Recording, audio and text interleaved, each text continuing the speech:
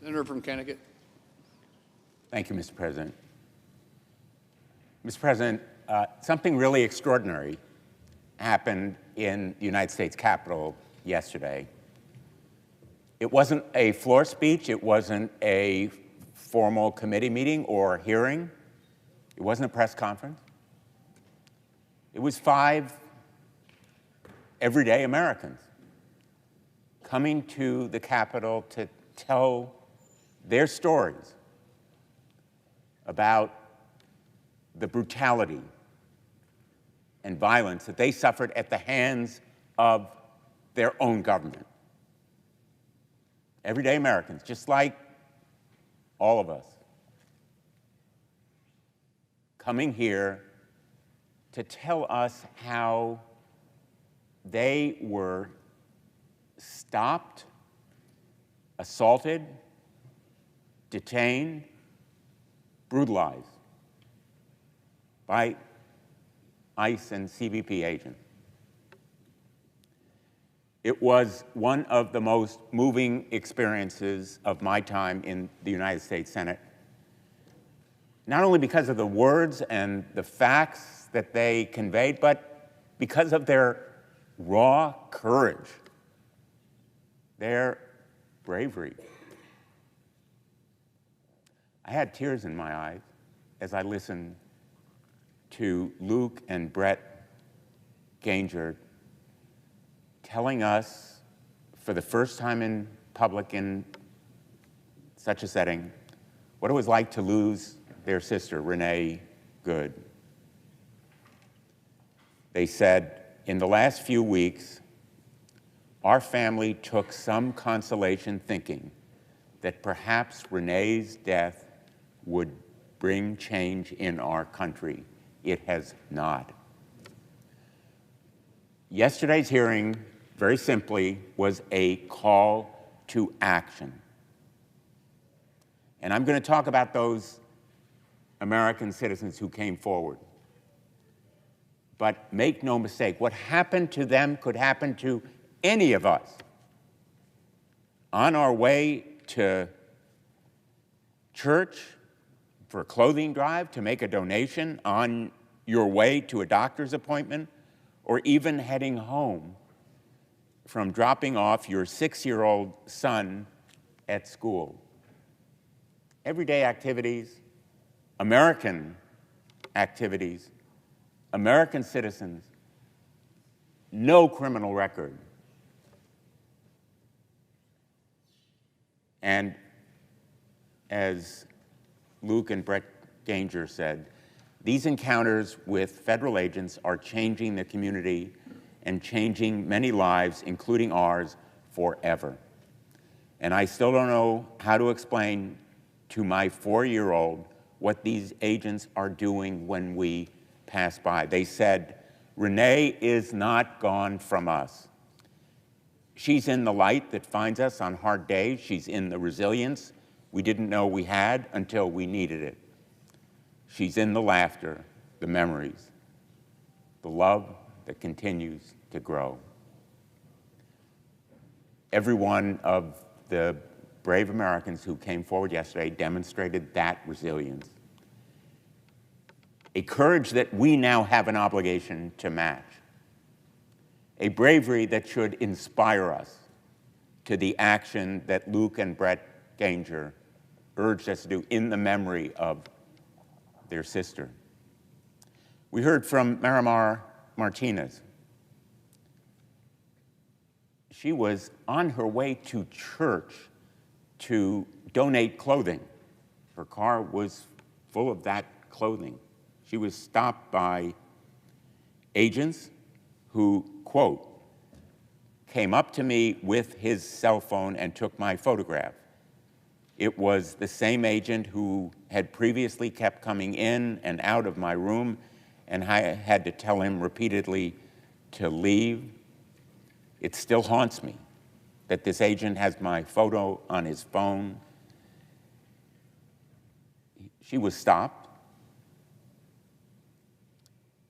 and shot. The bullets caused her to bleed profusely. The wounds caused her almost to bleed to death. And the agents who shot her 7 times, 7 bullets in her body, boasted about it. Charles Exum, the agent, she knew him, she named him, and here is what Charles Exum had to say to his friends, his colleagues, on his cell phone. I fired 5 rounds and she had 7 holes. Put that in your books, boys. Cool. I'm up for another round of F around and find out.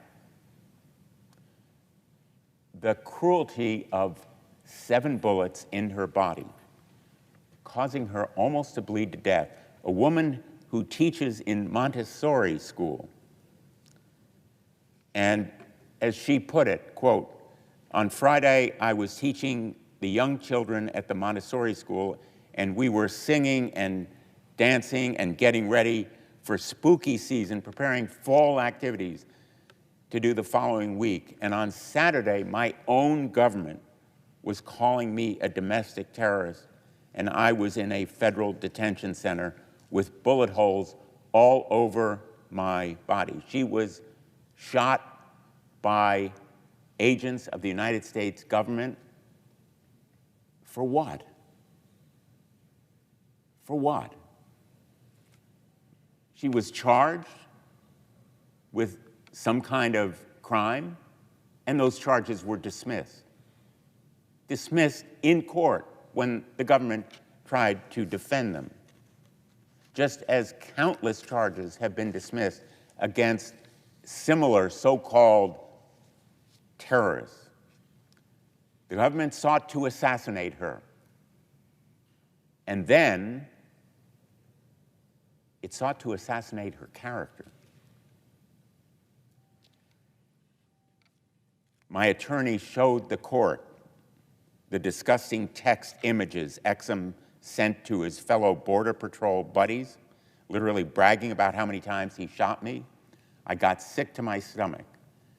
Seeing how a federal law enforcement officer would talk this way about shooting me, a woman who he swerved into, was both eye-opening and heartbreaking.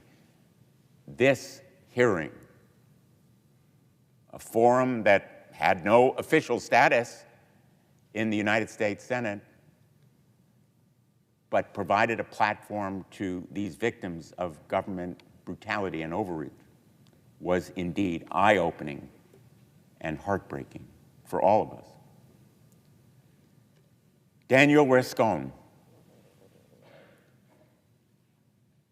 who was stopped by agents and then his car shot at by them.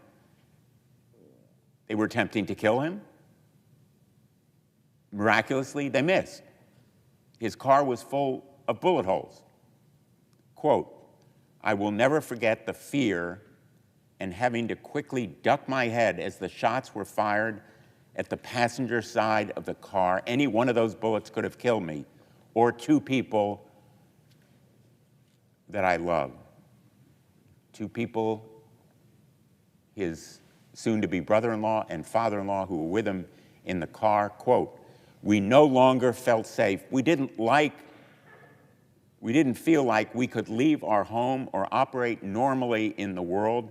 How do you move on from knowing someone tried to kill you and the people you love? The agents pointed the bright lasers attached to their assault rifles at each of us when they came to his home.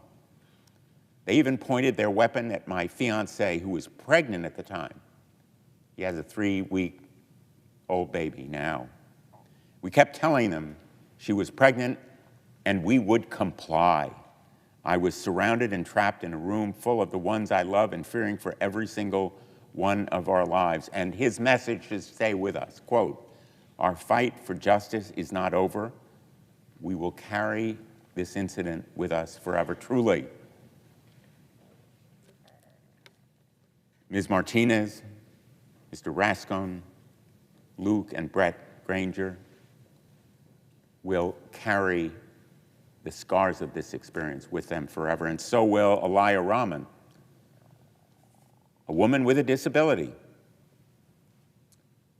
who was dragged from her car in a video that should sicken every American. It's been played numerous times now. Americans have seen it and heard it. Quote, "I cannot lift my arms normally. I was never asked for ID, never told I was under arrest, never read my rights, and never charged with a crime." She hit the ground and felt pain in every part of her body. She suffers from trauma as well as a disability. Quote, "Our nation lacks rules and accountability around what a person claiming to be law enforcement can do to another human being." Another human being. What struck me is the absolutely stark contrast. The deep humanity of these Americans, their bravery and courage in coming forward with their stories, and the humanity that they showed us, as opposed to the inhumanity of the criminal, yes, criminal actions of these ICE and CBP agents, physically assaulting them, attempting to kill them, and in fact, murdering Renee Good and Alex Preddy. Mr. President, we are at a defining moment. It is a moral moment.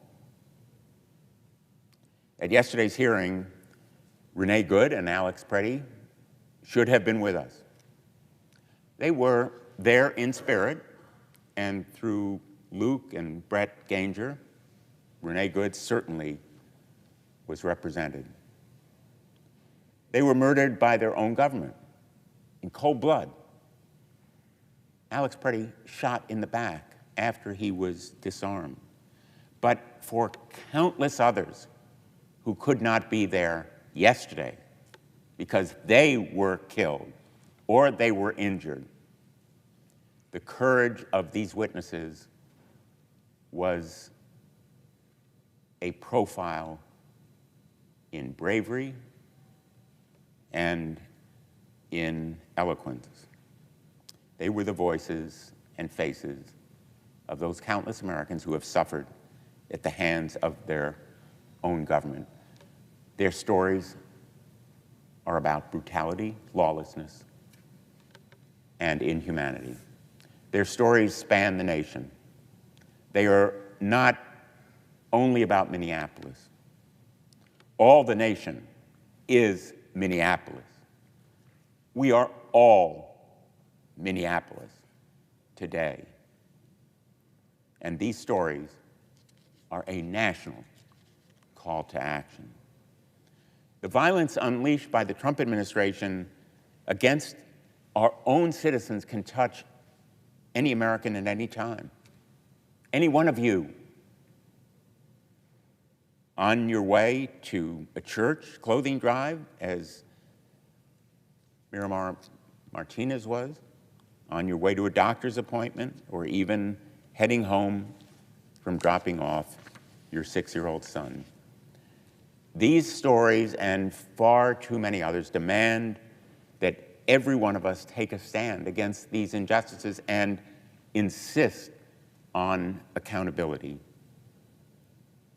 And make no mistake, the lawlessness underlying these actions and the directives that have caused this lawlessness come from the very top, as shown by a secret memo that we revealed just days ago, a new policy uncovered yesterday, and the administration's obstinate refusal to change course. That secret memo authorizes agents to kick down doors, smash into homes, terrify children, ransack living rooms and bedrooms, detain and arrest United States citizens as well as undocumented immigrants without a judicial warrant in violation of the Fourth Amendment.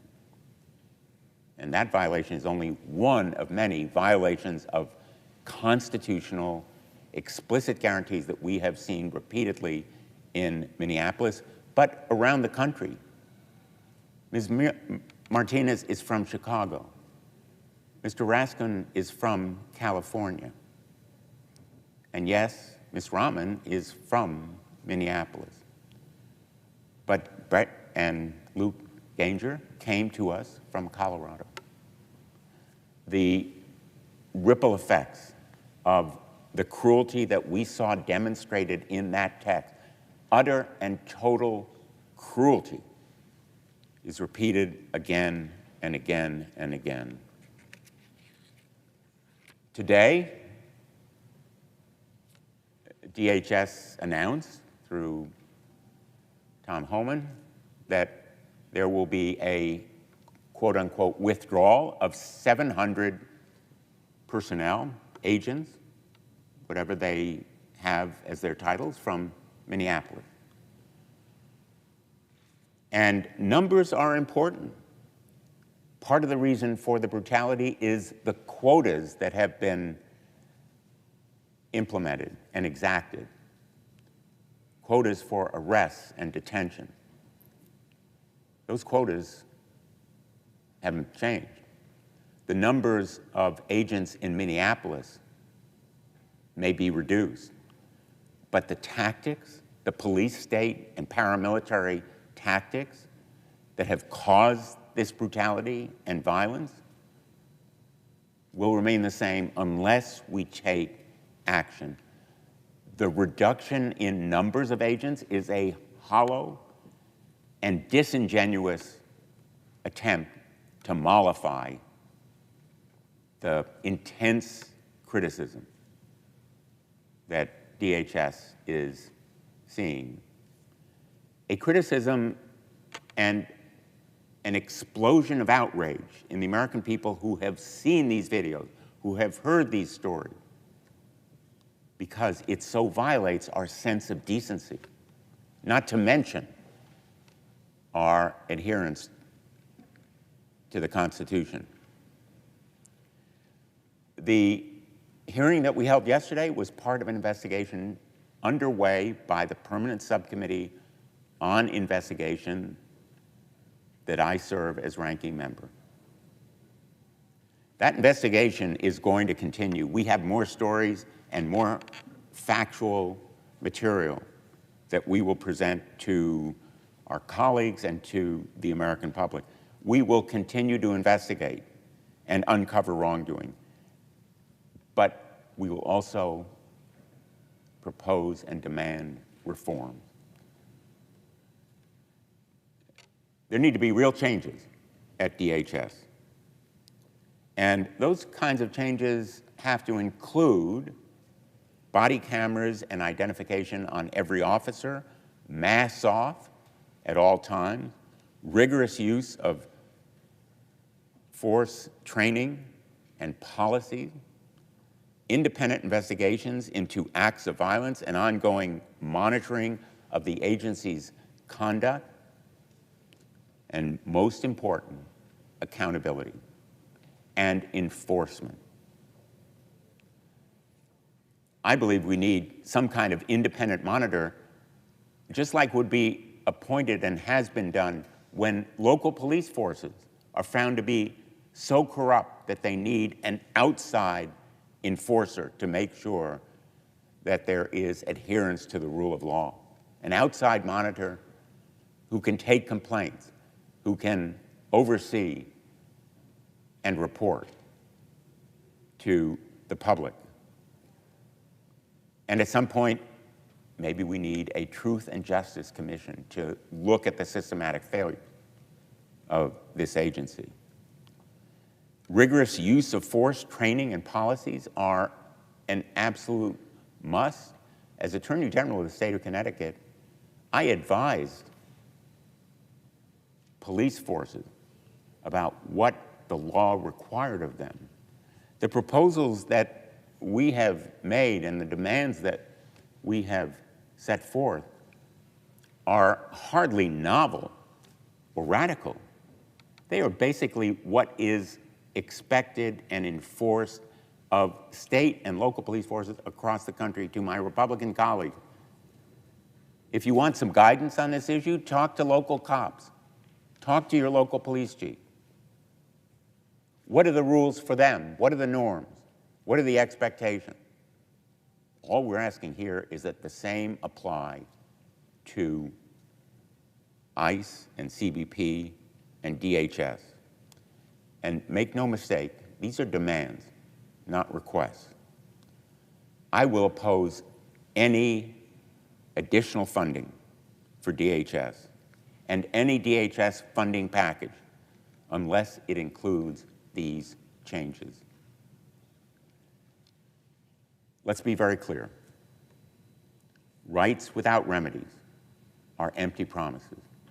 Rights without enforcement, when they are violated, are a mirage. And so I have proposed, along with a number of my colleagues, Senator Padilla and Senator Whitehouse, a very simple change in the law. 4 words, so that federal agents have the same kind of legal responsibility and the same liability if they violate rights that any local cop would have. Section 42, United States Code 1983, I think it was passed in 1871, says that every person who, under color of any statute, ordinance, regulation, custom, or usage, and it now says any state or territory of the District of Columbia, and so on, becomes liable, becomes legally responsible. And citizens can seek redress against that individual. They have legal recourse in court. They have a day in court. They can seek monetary damages and a court order that stops the violation.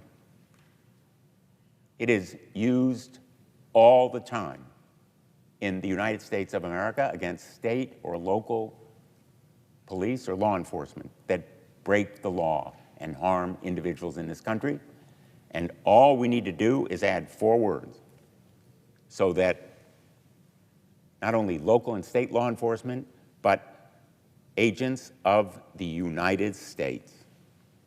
The United States. Those 4 words will change the nature of DHS and its practices and tactics. It will serve as a deterrent.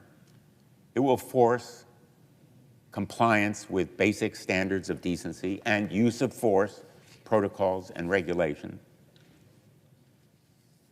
And it will raise the standards that we expect of our federal enforcers. Rights without remedies are empty promises. And we owe the people who came forward yesterday that we will fulfill the promises made to them. Promises made to them not by us, but by the Constitution of the United States. The basic tenets of our great democratic project, that people are protected from governmental intrusion and overreach. Their privacy by the 4th Amendment, their right of free expression by the 1st, their right to possess firearms by the 2nd. Every one of those rights is sacred. And we have a duty to make sure those promises are real, that the rights are protected. We need to match the courage of the people who came forward yesterday with our own courage, match their fortitude with ours, and yes, their perseverance, because I'm very clear-eyed. I know my speech here is not going to provoke a groundswell of support for the changes we demand. It will take continued outrage that we bring to the American people through the stories that we will tell and the faces and voices that will appear before them.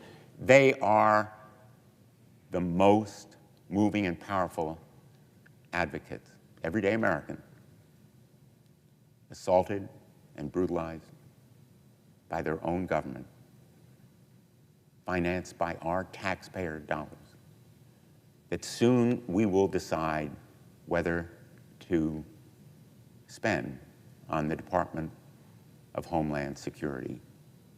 Without these far-reaching, fundamental changes that, in effect, scrap the current culture, rebuild an agency that is out of control, I will vote against a DHS funding package, and I think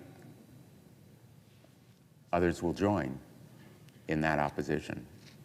Because this agency is bankrupt, morally bankrupt, as well as legally, and yes, politically bankrupt. What happens with bankrupt corporations that go into Chapter 10 is that they are dissolved and their assets sold off to creditors, or under Chapter 11, they are reorganized. The analogy is only partial in its validity, because what we need here is a fundamental overhaul of an agency that is run amok in its violation of American rights and principles, in leadership that must be changed. And I have advocated impeachment of Secretary Noem if she will not resign or if the president fails to fire her. But changes at the top are only part of what's needed. The basic principles about use of force and firearms, about respect for rights and liberties, about dedication to the rule of law, these must be part of the bloodstream in this agency. Lacking now, absolutely necessary in the future. We have an obligation to make it real. Thank you, Mr. President. I ask that the statements of the individuals whom I have described, Elia Ryman, Miramar Martinez, Martin Daniel Rascom, Brent and Luke Ganger, as well as two other witnesses in that proceeding, Antonio Ramanucci and Seth Stoughton, be entered separately in the record along with my remarks. Without objection. And Mr. President, I ask that a vote occur immediately. Without objection. The question occurs in the nomination. Is there a sufficient second? There appears to be. Clerk will call the roll. Ms. Alsobrooks, Ms. Baldwin, Mr. Banks, Mr. Barrasso, Mr. Bennett, Mrs. Blackburn, Mr. Blumenthal.